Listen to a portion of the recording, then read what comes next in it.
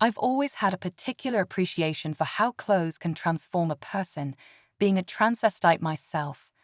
Over the years, I've watched Doug and Sarah navigate their marriage, which by most measures seemed pretty decent. The one issue that kept surfacing was Doug's tendency to put on a macho front. He had a lean physique and stood only 5'8", and Sarah often dismissed his behavior as him overcompensating for his smaller build.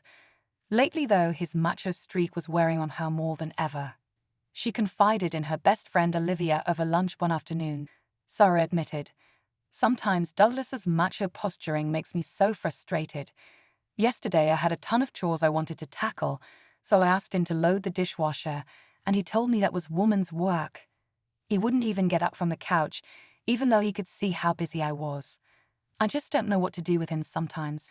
I love him, but he really pushes me to the edge now and then." Olivia, who had always struck me as straightforward and clever, responded, "I like Douglas. He's basically a good guy.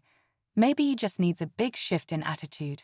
Have you tried laying out everything you have to do and then challenging him to get as much done himself?" Sarah shook her head and sighed. Douglas would never fall for that. Something drastic would have to happen for him to change. He's so set in his ways. Olivia leaned closer and spoke quietly. "I do know of one drastic approach, but it's not for the faint of heart. Both of you would need a shift in how you think about things. It might be too bold." Sarah's curiosity got the better of her. "Go ahead. You've always given me solid advice. I trust what you have to say." Olivia's smile told me she had a surprise in store. "Put him in a dress. Once you do that, you're in control. A man will do just about anything to get out of wearing one." Sarah frowned at the idea. "Right, because all I need to do is tell Douglas to put on a dress and he'll gladly slip into it." But Olivia didn't back down. "I think I can get him into one. I remember that cookout you had last summer. Douglas had a bit too much to drink, and I'm pretty sure he was hitting on me. I suspect he's thought about getting into my panties more than once, and I wouldn't mind if he wore them. He might look cute. He and I wear almost the same size, and when I stayed at your place last year, his slippers fit my feet perfectly. So his shoes would likely fit me and vice versa. If you bring him to my apartment, I can handle getting him dressed up. You'll have to guide what happens afterward." Sarah seemed torn. "I don't know. I've never ordered him to do anything like that. Is there any other way to change him?" Olivia shrugged. "If you're not comfortable trying the dress idea, I suppose time might soften his macho side, but that's all I've got." They wrapped up their lunch, and Sarah returned to work. I could tell she couldn't quite shake the image of Douglas wearing a dress. I caught a glimpse of her smile, almost as though she found the idea hilarious. She eventually dismissed it, figuring it wouldn't really pan out. Later that evening during dinner, she casually brought up her afternoon. "I had lunch with Olivia today. She really is the best friend a girl could have. What's your opinion of her?" Douglas hardly hesitated. "I like her fine. She's friendly, got a great body. Any man would be lucky to be with someone who looks like her. She's got a solid personality too, and she's definitely sexy." Sarah's tone shifted. "It sounds like you'd jump at the chance to take her to bed. Is that what's on your mind?" Douglas quickly responded, "You know I love you. I wouldn't destroy what we have by sleeping with anyone else." Sarah pressed the point. "If I wasn't around, and you woke up in bed next to her, would you send her away?" Douglas' answer was firm. "I'm as faithful to you when you're gone as when you're here. I could never be unfaithful." She changed tactics then, mentioning she needed to swap the bedding, and she asked him to rinse the dishes and load them into the dishwasher. Douglas's response came without hesitation. "That's woman's work. You've got time to do both." I couldn't help but notice Sarah's eyes flash with frustration. Seeing their dynamic from my perspective, I couldn't help but wonder if Olivia's daring suggestion would ever see the light of day, and if it did, just how it would change things for both of them. I watched Douglas finish his meal and wander off to the living room, paper in hand, without a second glance at the dishes on the table. Observing the dynamic as a transvestite, I know how rigid ideas about chores and clothing can shape our behavior. Sarah, still fuming over his refusal to load the dishwasher, marched upstairs to change the bedsheets. After dropping the old linens down the laundry chute, she returned to find the dirty plates exactly where they had been left. Muttering in frustration, she rinsed them and stacked them in the dishwasher herself, anger simmering with each plate she handled. She climbed back to the bedroom, tears of exasperation gathering in her eyes. She phoned Olivia to vent about how Douglas couldn't be bothered with something as simple as the dishes. Their chat went on for quite a while. By the end of it, they had formed a scheme. Olivia would help coax Douglas into a dress, which they were convinced would shake his stubborn macho streak. Sarah descended to the living room, her cheeks still flushed. She told Douglas that Olivia had just invited them over for supper the following evening. Olivia had recently split from her boyfriend and confided that she was desperate for any distraction from her own frustrations. The thought of Olivia in a vulnerable state seemed to spark Douglas's imagination. He felt a rush of excitement, envisioning what it would be like to share a bed with her. As it turned out, that night he and Sarah enjoyed a particularly heated session in the bedroom, which left Sarah hoping he might be more cooperative the next day. On their way to Olivia's apartment the following evening, Sarah reminded Douglas to behave himself. She explained that Olivia was having a difficult time and asked him to humor her requests. "Think of it as doing a favor for me," Sarah added. Douglas promised he would comply, though he teased her by asking what would happen if Olivia tried to seduce him. Sarah gave him a reassuring look, telling him that Olivia might like him, but she doubted he was destined for her bed. Then she repeated her plea for him to play along with any requests Olivia made, which he agreed to do wholeheartedly. They arrived at Olivia's place, where she greeted them with robust drinks that left Douglas's head spinning before he was even finished. Once he drained his glass, Olivia beckoned him to follow her to the bedroom, claiming she needed a bit of help. Behind that closed door, she pulled him in for a deep, sensual kiss, overwhelming his senses. She asked if he had ever fantasized about slipping into her panties, and he admitted he had. Olivia retrieved a pair of her pink, lace-trimmed panties from a drawer and told him to undress. At first he stalled, but she kissed him again, her tone leaving no room for argument. Almost dazed, he stripped off every stitch of clothing until he stood naked. She dropped to her knees and held the panties open, urging him to step into them. When he refused, she stood, took his hand, and forced his pinky back until he yelped. With a cold edge to her voice, she asked if he was willing to risk a broken finger rather than slip on those frilly undergarments. In pain, he relented, promising to do as she asked. Without easing the pressure on his hand, Olivia demanded an even larger commitment.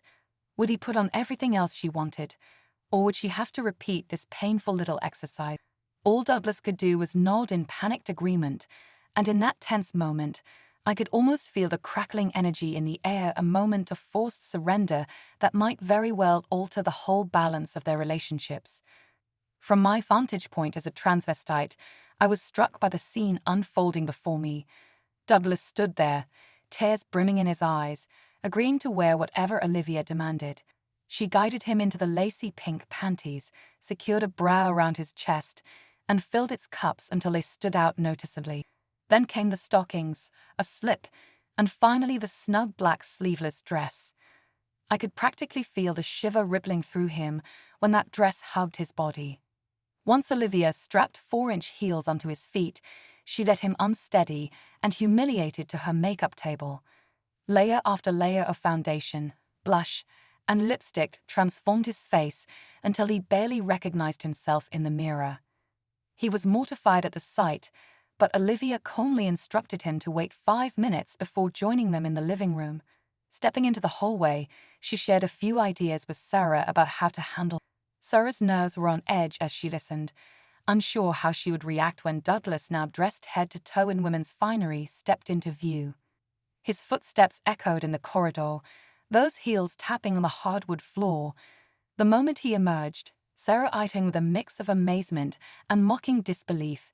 She declared that he looked like a sissy, hinting he might be unrecognizable as anyone named Douglas. Olivia, in a low, insistent tone, told Douglas to curtsy properly before his wife. Cheeks blazing, he performed a clumsy curtsy and pleaded with Sarah to order Olivia to let him change back. Sarah, however, announced he looked adorable, and warned him not to ask again. If he persisted, he would have to parade around in that outfit all the way home, or possibly even longer. Thoroughly chastised, Douglas mumbled his compliance, only to have Sarah demand that he speak up clearly. She was starting to relish the control she now held. Sarah admitted that Douglas hardly suited a name like Douglas in such attire, and Olivia suggested calling him Pamela. Sarah promptly christened him Pamela, commanding him to respond whenever someone used any of those names. He tried to protest, claiming the whole performance was nonsense. Sarah simply reminded him that further complaints guaranteed he would be taking those clothes home with him, and from that moment on, he was to address her as mistress. When she asked once more about his name, he gave her a sorrowful admission, Pamela. Sarah then instructed him to ask Olivia's permission to wear the outfit home. He turned, shoulders sagging, to do so, but Olivia insisted that he curtsy first and refer to her as Miss Olivia. Obediently, Pamela dipped his knees and asked permission to keep the clothes on. Olivia agreed, playfully prodding him to declare how much he adored his new ensemble. With obvious reluctance, Pamela professed his love for the outfit and complimented Olivia's taste. Encouraged by his submission, Olivia mentioned she had older clothes she no longer wore and wondered if he wanted them. He looked over at Sarah, uncertain, and muttered that he wasn't sure. Sarah reminded him to address her as mistress and pointed out that turning down Olivia's offer would simply mean he would have to go shopping for dresses instead. Pamela hastily assured everyone that he had no wish to shop. Still confused about how long he would be forced to wear dresses, he asked Sarah for specifics. Her response was firm. He would remain dressed as long as she felt was necessary. She then ordered him to promise that, once home, he would slip into a dress and everything that went with it. When he questioned what would happen if he refused, Sarah only pointed out that he couldn't free himself from the zipped-up dress without help. He would just have to stay in it, for as long as it took, until he made his promise. And in that single moment, I realized how quickly the power dynamic had shifted. He was now Pamela, balanced on trembling heels, completely at their mercy. From my viewpoint as a transvestite, I saw Pamela, tears glistening, finally surrender to Olivia's demands. Olivia ordered him to set the table and serve dinner in the kitchen. By the time he balanced plates on the tabletop, his calves already trembled in those high heels, and a restrictive girdle clung tight against his body. Feeling utterly humiliated, he let Sarah and Olivia know the food was ready. During the meal, Sarah turned to Pamela. "From now on, you are responsible for cleaning the house, cooking our meals, doing the grocery shopping, washing the laundry, basically everything I used to handle without your help. Do you understand?" He nodded silently. Sarah noticed the questioning expression on his face and allowed him to speak. He asked why she was doing all of this to him. Sarah spoke calmly but firmly. "You never once lifted a finger to help around the house. You watched me come home from work, completely overwhelmed, and refused to pitch in. You always called it women's work. Well, now it's your work. Maybe this will help you understand how it feels to juggle a job and a second shift at home. I'm sorry it came to this, but it was your own stubbornness that forced my hand." Pamela remained quiet for a moment, then asked how long Sarah planned to keep him dressed this way. Sarah admitted she wasn't sure, perhaps a week, maybe a month, maybe a year or even more. It would depend on him. "I want to see effort," she said, "and a cooperative spirit. If I see you genuinely doing your best, I might help. But if I see you slacking or complaining, you'll regret it. Do I make myself clear?" Pamela, eyes lowered, told her he understood. In that moment, he already regretted not lending a hand when Sarah had asked before. He never dreamed things would go this far.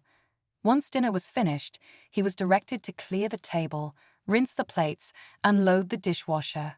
Sarah and Olivia stepped out onto the patio, leaving him to his chores. When he was done, he joined them and was promptly escorted upstairs to Olivia's spare bedroom. She pulled out several pieces of clothing, including a corset and a couple of long-line bras. "You'll feel so feminine wearing these," she teased. Pamela's cheeks flushed scarlet. He knew this would be anything but pleasant.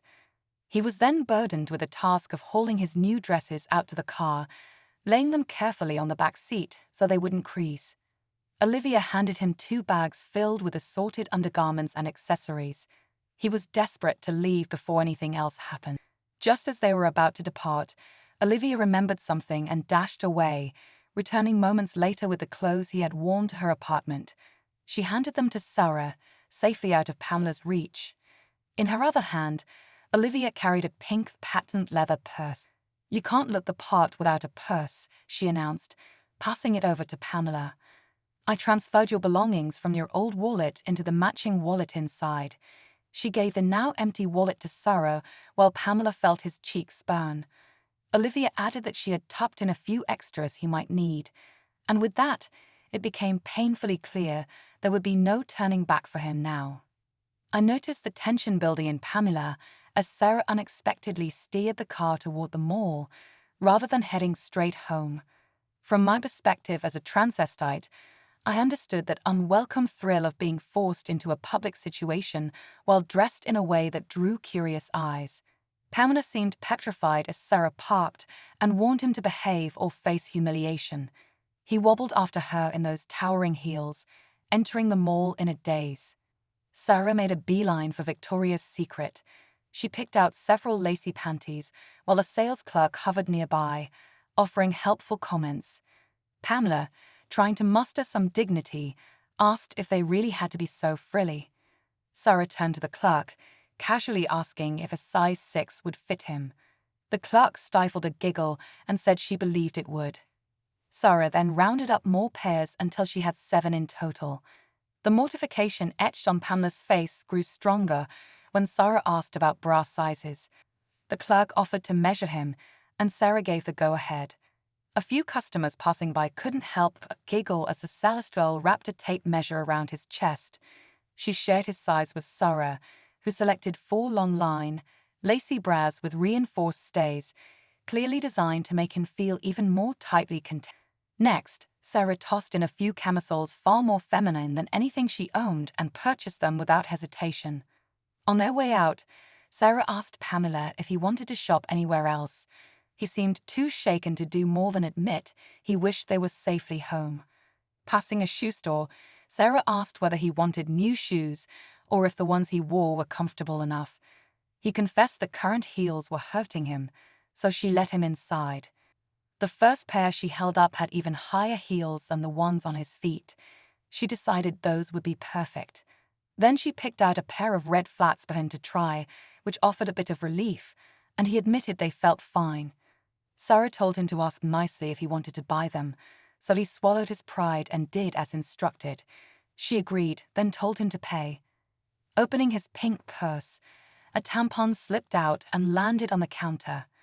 His cheeks burned bright as he put it back and took out the matching pink wallet Olivia had arranged for him. Once the shoes were paid for, they returned to the car. Pamela stayed silent on the ride home, most likely overwhelmed by the day's events. It had been a brutal lesson, and he seemed certain it was the worst day of his life. Once they reached the garage, Sarah told him to bring everything inside and store his new clothes. He carried the dresses upstairs to hang in his closet, but Sarah suggested the spare bedroom would offer more space. He transferred them there, returning to the kitchen with the remaining bags. Sarah instructed him to store those items in the dresser in the spare room, so he went up again to tuck away the undergarments. As he sorted them, Sarah walked in with a handful of cosmetics, placing them on the low dresser with the mirror. She said he could use them and asked if he wanted to look pretty for her. Pamela replied that he had no real choice since she was in control. Sarah confirmed that yes, she was, and that she would provide a list of chores each day until he knew the drill. Breakfast in bed at 7:30 would become her new routine, just coffee, orange juice, and toast. She asked if he could manage that, and Pamela assured her he could. By the time all was neatly put away, nighttime had arrived. Pamela headed into what used to be their bedroom, but Sarah handed him a pink nightgown. He laid it on the bed, clearly assuming he would sleep there. Sarah asked him what he was doing. He said he was getting ready for bed, only for Sarah to remind him that she had no intention of sharing her bed with someone dressed like a woman. He was to sleep in the spare bedroom until she decided otherwise.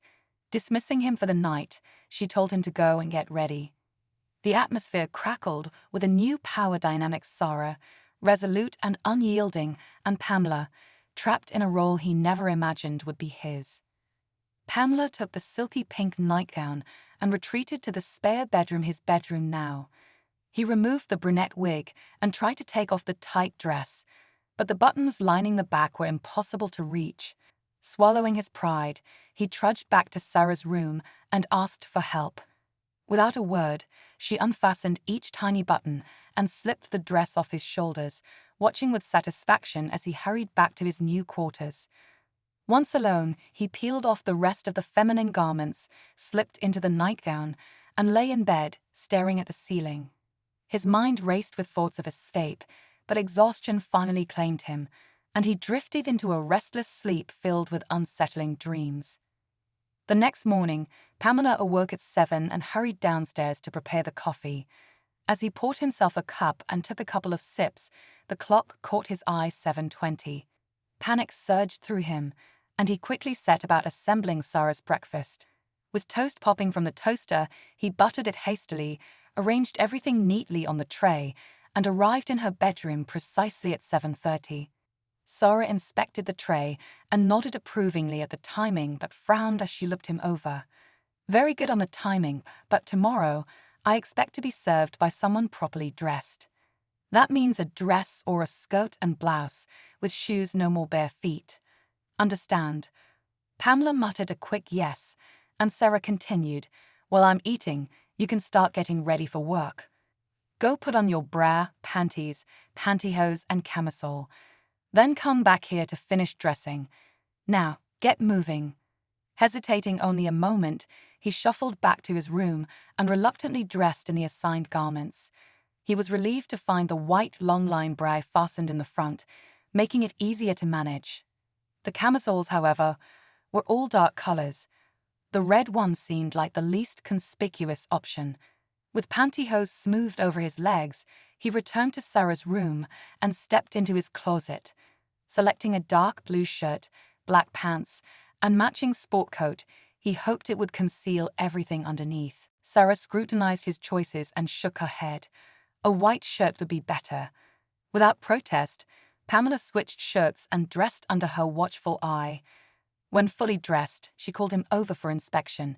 The moment he stood before her, Sarah noticed the faint outline of the red camisole showing through the crisp white fabric, but she said nothing, merely smiling to herself. Satisfied, she handed him the breakfast tray and ordered him to clear the dishes and load them into the dishwasher before heading off to work. As he reached the door, she wished him a good day with an amused glint in her eye. At the office, Pamela walked past Paula, his secretary, who greeted him with a curious smile. Something about the way she looked at him made his stomach twist. She said good morning with a slightly amused tone and went back to her work, but he couldn't shake the feeling that she had noticed something unusual. Half an hour later, he buzzed her in to dictate a couple of letters. As Paula sat across from him, her sharp eyes flickered over him in a way that made him shift uncomfortably in his chair. She said nothing but gave him that same knowing look. Pamela struggled through the dictation, and as she left, he wiped his brow, wondering if she had somehow figured out his secret. He knew Paula was a firm believer in female supremacy, a fact she never hesitated to voice in casual conversation. Though she had never given him trouble before, the idea that she might suspect what he was wearing beneath his business suit made his palms sweat. He could only hope that his secret remained safe, at least for now. Pamela sat in Mrs. Robinson's office, feeling the weight of her gaze as she scrutinized him. The conversation started innocently enough: business matters, the usual updates, but soon she leaned in with a knowing smirk. "Take your coat off," she instructed. Hesitantly, he complied, his heart pounding. The moment he slid the jacket from his shoulders, Mrs. Robinson nodded knowingly. "Just as I thought," she mused. "What exactly are you wearing under there?" Doug, his face burning, muttered, "Nothing special, why?" She raised an eyebrow. "I can see the lacy outline, Doug. Are you wearing women's underwear? Be honest with me." Defeated, he confessed everything, explaining the situation with Sarah and how it had spiraled out of control. Mrs. Robinson listened intently, her expression unreadable. Once he finished, she sat back in her chair. As a woman, I have to say, I completely understand your wife's point of view. Balancing a full-time job and managing a household isn't easy, and men often take it for granted. But here's the thing, Doug halfway measures won't cut it. Do you believe in going halfway? He shook his head, mumbling, "No, I don't." "Good," she said firmly. "Then go to my closet. You'll find a spare blouse and a skirt in there. Put them on." His jaw dropped. "I can't do that." She folded her arms. "Remember Eric Johnson? Left for a better job, didn't work out, and now he's still unemployed. Do you think you'll find work quickly in today's market? I suggest you do as I say, or you may find yourself with plenty of free time on your hands." Feeling utterly cornered, he trudged to the closet, pulling out the neatly pressed blouse and skirt. With trembling hands, he slipped into the garments, the soft fabric feeling alien against his skin. The fit was loose, but Mrs. Robinson nodded approvingly. "It'll do," she said. "I'm calling Paula to help polish your look. Be back here at 1 so I can see the final result." Pamela walked stiffly back to his office, grateful that Paula's desk was empty. Perhaps she was on a break, he thought, praying Mrs. Robinson might forget her promise to call. 20 minutes passed, and he began to relax, letting out a breath of relief. But 10 minutes later, there was a knock on his door. Paula walked in, carrying a small suitcase-style container, her eyes twinkling with curiosity. She placed it on his desk and flipped it open, revealing an array of makeup. Pamela's stomach churned. "Mrs. Robinson asked me to make you as feminine as possible," Paula said sweetly, selecting a pair of tweezers. Without waiting for his response, she leaned in and started shaping his eyebrows with meticulous precision. When she finished, his brows were thin and arching, unmistakably feminine. Pamela swallowed hard as Paula turned her attention to his hair. His hair, already on the longer side, proved to be an easy target. She changed his part, brushed it into a softer style, and suddenly the scent of hairspray filled the room. Pamela winced as she literally misted his hair, shaping it into a flattering, voluminous style. Then, before he could protest, Paula produced a small pair of scissors and began snipping away at his bangs.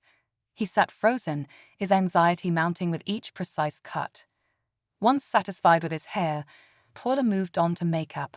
She expertly applied foundation, blush, eyeliner, and mascara, finishing with a bold stroke of dark red lipstick. As she leaned back to admire her work, Pamela saw his reflection and barely recognized himself. The transformation was unsettling. "Stand up," Paula instructed, gesturing for him to walk around. "Twirl a couple of times." Feeling ridiculous, he obeyed. Paula clapped her hands together, smiling. "Not bad, but those men's shoes have to go." She gestured at his feet. Pamela hesitated before reluctantly slipping off his shoes. Paula slid her own in front of him. They fit loosely, which made him cringe even more, his small feet betraying him. "You can wear mine for now," she said, digging into her desk for another pair for herself. The ones she handed him had 3-inch heels, mercifully more comfortable than the towering ones he had worn the night before. Pamela sat down heavily, feeling completely defeated, when Paula asked in a surprisingly kind tone, "Can I ask why all this is happening to you?" His shoulders slumped as he exhaled shakily. "My wife," he murmured, glancing down at his manicured hands. "She's making me pay for never helping around the house, and I guess I deserve it." Paula smiled knowingly. "Well, maybe you'll learn something from all this." She patted his shoulder gently. "And don't worry, I'll make sure you look perfect for Mrs. Robinson." Pamela sat at his desk, tears spilling down his face as he recounted the whirlwind of events from the night before to Paula. He spoke about how Sarah had dictated his wardrobe, the humiliating trip to the mall, and how Mrs. Robinson had insisted he wear the blouse and skirt from her closet. With each detail, his voice trembled, and the mascara Paula had applied earlier began to streak down his cheeks. Paula, always composed, handed him a tissue with a sympathetic smile. I know I believe in female superiority, she said softly, but I do feel sorry for you. Her words, kind yet firm, provided an unexpected comfort. After he wiped his face, she added, "There's one more thing I can do to help." Before he could protest, she unbuttoned his blouse and started stuffing his bra cups with tissue from the box on his desk. Pamela watched in shock as she worked diligently, filling out the cups until he sported a rather impressive bustline. When she was satisfied, she buttoned him back up, stepping back to admire her handiwork. "Now you look a lot better," she said with a satisfied nod. "I can put a matching ribbon in your hair if you'd like. What do you think?" Pamela hesitated before asking, "Do women really wear ribbons in their hair at the office?" "Some do," Paula replied matter-of-factly. "It depends on the style. Yours could definitely use a ribbon to set it off." Resigned, Pamela nodded. "Go ahead." Paula pulled a red ribbon from her drawer, perfectly matching his lipstick and shoes, and tied it carefully in his styled hair. She stepped back and smiled. "Did your wife give you a different name when you're dressed like this?" Pamela sighed. "Yeah, she calls me Pamela." Paula's eyes lit up. "That's a beautiful name. It suits you. Every Pamela I know is pretty." She then offered a final piece of advice. "The more feminine you look, the less chance anyone will recognize you as a man." With a quick kiss on his cheek, she left him sitting at his desk. Alone, Pamela stared blankly, feeling the weight of his situation. The transformation had now crossed into the workplace, making it inescapable. He thought about options, perhaps even divorce, but deep down, he loved Sarah too much to consider it seriously. He wanted to make things right, but how? His thoughts were interrupted when Paula buzzed him. "Shayla wants to see you," she said. "Send her in," he responded, bracing himself. Sheila, a longtime colleague and friend, entered with wide eyes and a big grin. "Wow, look at you. You look amazing," she exclaimed. "It's all over the office that you're in a skirt and blouse. I've heard all kinds of crazy rumors, but I don't believe any of them. Tell me the truth. We've been friends forever, and I don't care if you show up in a bikini or a wetsuit, you're still my friend." Pamela felt a surge of gratitude at Shayla's words. Overwhelmed with emotion, he decided to tell her everything: the fights with Sarah, the chores, the shopping trip, and the ultimatum from Mrs. Robinson. Sheila listened patiently, nodding in understanding. When he finished, she leaned back and said, "There were times when you said things that were a little too macho for my taste, but I always chopped it up to you just blowing off steam. If you want, I could talk to your wife, let her know you're not such a bad guy after all." Pamela shook his head. "Thanks, Shayla, but I think this is something I need to work through with Sarah myself. I'm hoping she'll change her mind about all this soon, but I don't know how to speed that up. I'll just take things as they come." He sighed, adjusting the tight bra. "Other than this thing squeezing the life out of me, it's not the worst thing in the world. The high heels last night were brutal, but honestly, I appreciated finally sitting down after a while." Sheila laughed. "See, you're already starting to appreciate what we women go through every day. Maybe your wife will see that soon enough and let you go back to your usual wardrobe. In the meantime, do you want me to clear things up with the office and tell them the real story?" Pamela smiled, shaking his head. "Nah, let them come up with their own versions. At least we'll find out who's got the most creative imagination around here. Could be entertaining." For the first time all day, Pamela felt a little lighter. Shayla's support and Paula's unexpected kindness had eased some of the tension, and as he sat back in his chair, he couldn't help but chuckle to himself, wondering what wild stories were circulating through the office halls. After Shayla left, Douglas, now Pamela, felt a bit more at ease. He glanced at the desk clock and realized he had only 20 minutes before his meeting with Mrs. Robinson. Just as he was gathering his thoughts, Paula knocked and stepped inside, carrying a small package. "I picked up some artificial nails and matching polish for you," she announced cheerfully. Before he could protest, she expertly glued the nails onto his fingertips and applied a thick coat of glossy polish. Pamela watched in dismay as his hands transformed before his eyes. The bright color shimmered under the office lights. Paula instructed him to wave his hands in the air to help them dry faster. He felt ridiculous but obeyed, not wanting to smudge them. At exactly 1 o'clock, he informed Paula that he had to meet Mrs. Robinson. She inspected his nails, and satisfied they were dry, gave him an encouraging smile. "Go knock 'em dead," she said playfully. Pamela entered Mrs. Robinson's office with a mix of apprehension and curiosity. Mrs. Robinson looked him over, a hint of surprise and approval in her eyes. "Now that is what I call a major overhaul," she said with a grin. "You look better than I ever imagined you would." Pamela took a seat, his polished nails glinting under the light. Mrs. Robinson's tone shifted, becoming more serious.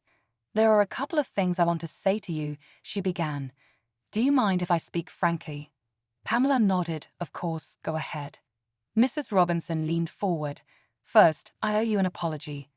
I shouldn't have threatened your job this morning. I know your wife, and I like her, but I took her side without even hearing yours. That wasn't fair. I've always believed in looking at both sides of an issue, and I didn't do that today. So I want to ask truthfully, how do you really feel about everything that's happened?" Pamela took a deep breath and spoke from the heart. "At first, I was in complete shock. I couldn't believe my wife was serious about making me dress like this. On the way home last night, I was desperately trying to figure a way out. But by bedtime, it hit me if she really wanted me gone, she would have divorced me instead. That told me there's still love there. So I decided to go along with it, at least to see where it leads." He glanced down at his lap, fingers fiddling with the hem of the skirt. "This morning, I wasn't thrilled when she picked out my outfit, but I figured I could get through the day unnoticed. Then you discovered me, and I was so embarrassed. I almost quit on the spot, but something in me said I could handle it. And when Paula helped me with all this," he gestured at his appearance, "I was surprised at how kind she was. She actually made me feel supported in a way. She said some things that made me realize I need to embrace this and see it through. My wife is the most important person in my life, and I know I've been selfish at times. This might be my chance to make it right. My only hope is that she sees I'm serious sooner rather than later." Mrs. Robinson listened intently, nodding along with his words. "You didn't have to apologize," he added. "I know you're fair with everyone, and I appreciate that." Mrs. Robinson smiled warmly. "If you want, I can call your wife. Maybe I can talk to her, help her see that you're making an honest effort." Pamela shook his head. "Thank you, but I think this is something I need to work out with Sarah myself. Funny thing is, you're the second person to offer to talk to her today. It means a lot that people care enough to help, but I need to prove this to her on my own." Mrs. Robinson stood, signaling the end of their conversation. "Fair enough. Just know that if you need anything, my door is always open." Pamela stood, smoothing his skirt and adjusting the red ribbon Paula had tied into his hair. "Thanks, Mrs. Robinson. That means a lot." As he left her office, Pamela felt a sense of calm settle over him. Maybe, just maybe, he could make it through this after all. Douglas nodded, feeling a twinge of concern for his wife. "Yeah, I found the list," he said softly. "I've already done most of the kitchen, and I even cleaned the fridge for you. It's sparkling in there." Sarah managed a weak smile from the couch, her face pale and weary. "That's nice of you," she murmured, sinking deeper into the cushions. "I didn't put the fridge on the list." "I know," he admitted, glancing down at his polished nails, still adjusting to the surreal nature of his situation. "I just thought it could use a good cleaning." Sarah studied him for a moment, her eyes softening. "Thank you, Pamela." The name still sent an awkward jolt through him, but he swallowed it down and simply nodded. "I wasn't sure how seriously you'd take this, but it looks like you're really trying." He knelt beside her and reached out, brushing a strand of hair from her face. "I love you, Sarah. I know I messed up by not helping you when you needed it, and I get why you're doing this.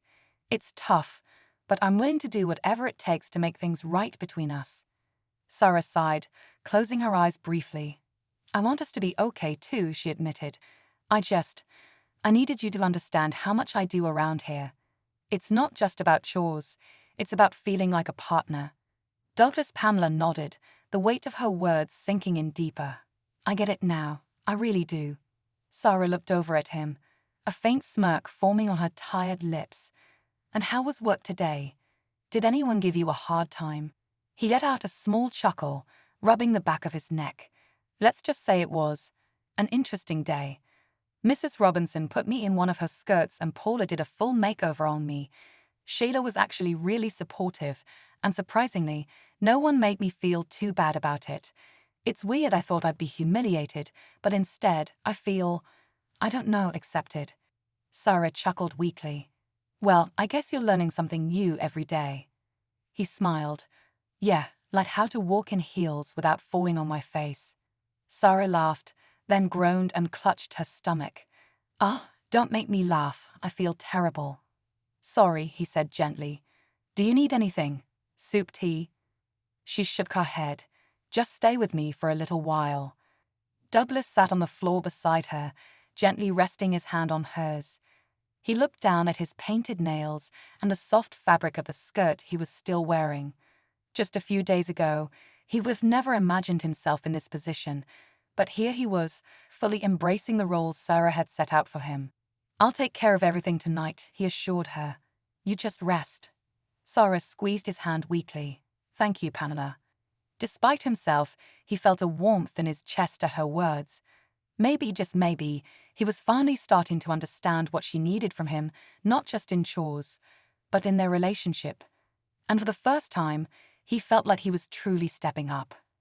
As Douglas, or Pamela, as he was now known, grabbed his purse and headed out the door, Sarah watched him with a mix of emotions swirling inside her.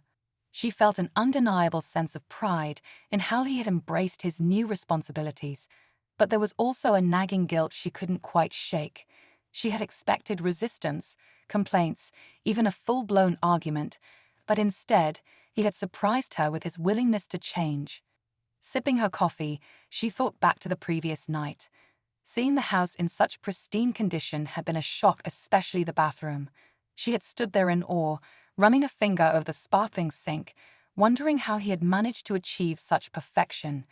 And when he had told her he'd taken care of things that weren't even on the list, like the refrigerator and floor, she realized he was truly making an effort. A few days ago, she would have laughed at the idea of Douglas willingly scrubbing floors in a dress and heels. Now, it seemed he had fully accepted his new role. But how long should she keep him in this state? Was she pushing too hard? The power she held over him was intoxicating, yet a small part of her worried about the long-term effects on their relationship. Meanwhile, Pamela drove to work, feeling a strange sense of contentment.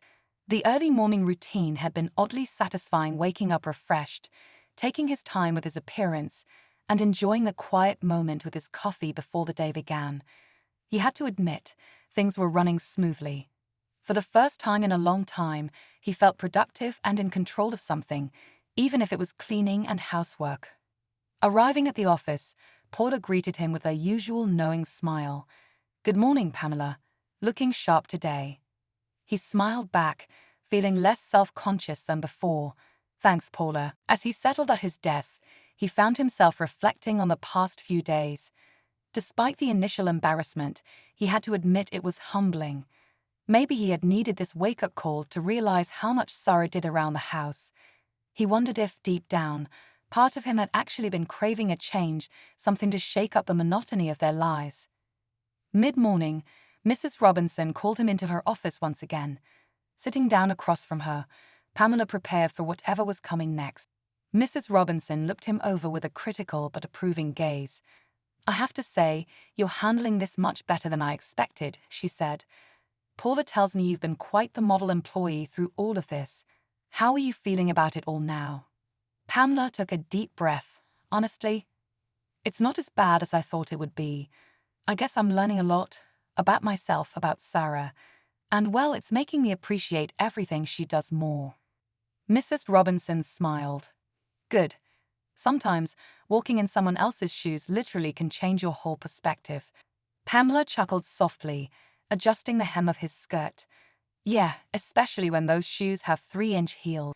By the end of the workday, Pamela found himself looking forward to going home, something that hadn't happened in a long time. When he walked through the door, he found Sarah curled up on the couch, watching TV. She looked up and smiled warmly at him. Hey, how was your day? He sat down beside her, feeling a newfound ease in their conversation. It was good. I'm getting used to it, I think. Sarah nodded, stirring her tea. You know, I was thinking, maybe tomorrow we could tackle some of the yard work together. Pamela hesitated for a moment, then smiled. Sure, whatever you need. And just like that, they both realized that something had shifted between them, something deeper than just housework and chores. Maybe, just maybe, they were finding their way back to each other in a way neither of them had expected. Douglas took a sip of his drink, considering Sheila's question carefully. Honestly, he said, I thought this would bother me a lot more than it does. At first, I was completely embarrassed and wanted nothing more than to crawl into a hole. But now, I guess I'm adjusting. It's strange, but in some ways, I feel like people are treating me with more kindness and respect than they did before. Well, except for guys like Ian. Sheila smirked. Yeah, but Ian's the kind of guy who wouldn't know respect if it hit him in the face. Forget about him. She leaned in a little. So, no major regrets. Douglas hesitated.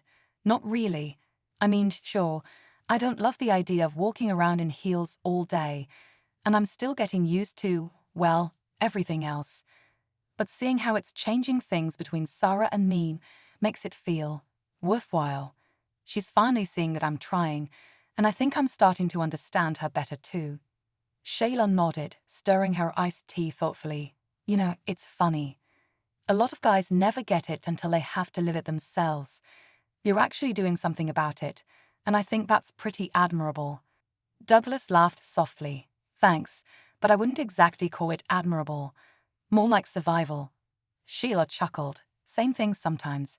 They continued their lunch, chatting about work and some of the more outlandish office gossip swirling around his transformation. Some rumors were so far-fetched they had to laugh, but others hit surprisingly close to the truth. Still, Douglas found it easier to laugh at himself than he would have imagined just days ago. When lunch was almost over, Sheila leaned in and said, You know, if this ever gets too much for you, you can always talk to me. I know it's probably not easy having to be Pamela, but I think you're handling it pretty well. And hey, if nothing else, you've got great fashion sense now. Douglas rolled his eyes playfully. I'll take that as a compliment. On the way back to the office, Douglas thought more about his earlier concerns. What would happen when corporate found out? Would they force him to go back to wearing men's clothes? Would Sarah even allow it? And more importantly, would he want to go back after all of this was over? When they arrived back at the office, Sheila gave him an encouraging pat on the back before heading to her desk. Douglas took a deep breath and decided it was time to talk to Mrs. Robinson. He buzzed her office and asked if she had a few minutes to discuss something important. When he entered, Mrs. Robinson looked up with a smile. Pamela, what can I do for you? He sat down, smoothing his skirt instinctively, and took a deep breath. I wanted to ask about, well, my situation here at work. I know I've been able to keep up with everything, and I think I've even been doing a little better lately. But I'm worried about what happens if corporate decides they don't like how I look now. Mrs. Robinson leaned back in her chair, studying him carefully. I understand your concern, Pamela, and I'll be honest with you, corporate can be unpredictable, but as long as your work continues to be top-notch, I don't see why they have a reason to interfere. That said, it wouldn't hurt to be prepared for the possibility. Douglas nodded, feeling a little relieved but still uncertain. So, you don't think they'll make me stop? She smiled kindly. Not unless it starts affecting your performance or making waves. And to be frank, I think people are more accepting than you give them credit for. I'll keep my ear to the ground and let you know if I hear anything. In the meantime, keep doing what you're doing. Douglas stood up, feeling a bit lighter.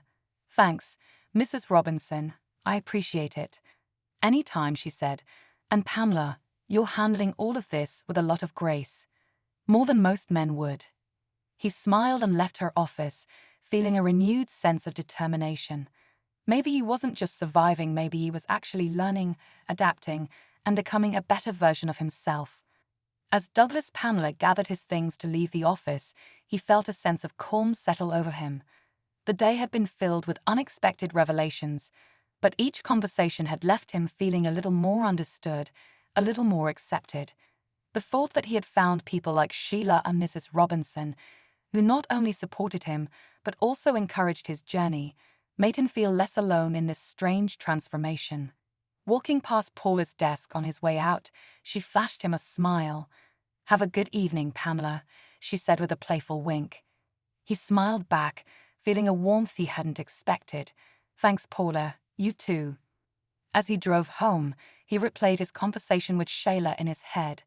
Her words had resonated deeply. Enjoy them, feel them, live them. He had never imagined he could find comfort in something that had started out as punishment. The sensation of the skirt brushing against his legs, the way the slip caressed his nylons, it was undeniably pleasant. He wasn't sure what to make of it, but for the first time, he allowed himself to simply experience it without guilt. Arriving home, he was surprised to see Sarah sitting at the kitchen table, sipping tea. She looked up with a tired smile. "Hey, you're home," she said softly. "How was your day?" Pamela set his purse down and leaned against the counter. "Pretty good, actually. Work was busy, but manageable. I had lunch with Sheila, and she's really supportive. And Mrs. Robinson assured me that my job is safe as long as I keep doing good work." Sarah nodded, eyeing him thoughtfully. "That's good to hear. And how are you feeling about everything?" He hesitated for a moment, then spoke honestly. "It's different, but not as bad as I thought it would be. Actually, in some ways, I kind of like certain things." He gestured awkwardly to his outfit. "Not the bras, they're still killing me, but the way some of the clothes feel, like the skirt and slip. It's, I don't know, comforting in a way." Sarah's eyes softened. "I can understand that. It's not just about the clothes, is it? It's about letting go of control, seeing things from a different perspective." Pamela nodded. "Yeah, exactly. And honestly, I regret not seeing your side of things sooner. I never realized how much you did to keep everything running. I should have helped more." Sarah stood and walked over to him, gently touching his arm. "You're learning, Pamela, and I appreciate that more than you know." He smiled shyly. "I'm trying. I really am." She looked at him for a moment longer, as if weighing her next words carefully. "You know," she said, "I was thinking, maybe tomorrow we could go shopping together. Pick out some things that are just for you. If you're going to do this, you should have things that feel right, not just hand-me-downs from Olivia." Pamela blinked in surprise. "You mean, actually shop for myself?" Sarah nodded. "Yes, you've shown me you're serious about this. Maybe it's time we make it a little more official." He swallowed hard, feeling a mix of excitement and nervousness. Shopping for himself felt like a big step one he hadn't anticipated taking, but deep down he knew he wanted to. "Okay," he said finally, "let's do it." Sarah smiled warmly. "Great, but tonight, let's just relax. You've had a long day." They spent the rest of the evening together, talking more than they had in weeks. Pamela couldn't help but feel that, for the first time in a long time, they were truly reconnecting not just as husband and wife, but as partners. As he lay in bed that night, slipping into his nightgown, he realized something had changed within him. This wasn't just about proving something to Sarah anymore. It was about understanding himself in ways he never had before. And for the first time, he fell asleep with a smile on his face. As they drove home, the soft hum of the car's engine filled the comfortable silence between them. Pamela Douglas glanced over at Sarah, her expression thoughtful as she gazed out the window. He could sense something was on her mind, and after a moment, she spoke. "You know," she said, turning to him with a small smile, "I really do like Sheila. She's honest, supportive, and she clearly cares about you." He nodded, a warm feeling spreading through him. "Yeah, I know. She's been amazing through all of this. I never imagined I'd have someone I could talk to the way I talk to her." Sarah chuckled softly. "It's funny. I never thought you'd be the kind of person to confide in another woman like that. I have to admit, you've surprised me in so many ways lately." He swallowed, feeling a knot of emotion tightening in his chest. "I've surprised myself too," he admitted. "I thought I'd hate all of this, but I'm learning so much. About you, about myself, and I don't just mean the chores and everything. I mean, I think I understand you more than I ever did before. Sarah reached over, placing a hand gently on his knee. I can see that, she whispered, and I love you for it. For a moment, they just looked at each other, something unspoken passing between them, something tender, something deeper than words. When they got home, Sarah kicked off her shoes and stretched, sighing with relief. You know what? I think I'll take that rest you were talking about. Why did you go relax too? She suggested, giving him an affectionate smile before heading upstairs. Pamela lingered in the living room, staring at his reflection in the mirror above the fireplace.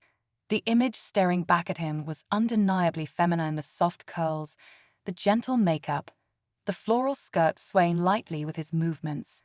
A part of him still couldn't believe this was his life now, and yet it felt oddly natural. As he traced his fingers over the fabric of his skirt, a wave of uncertainty washed over him. Would he really be ready to return to being just Douglas when the time came? Would Sarah even want that?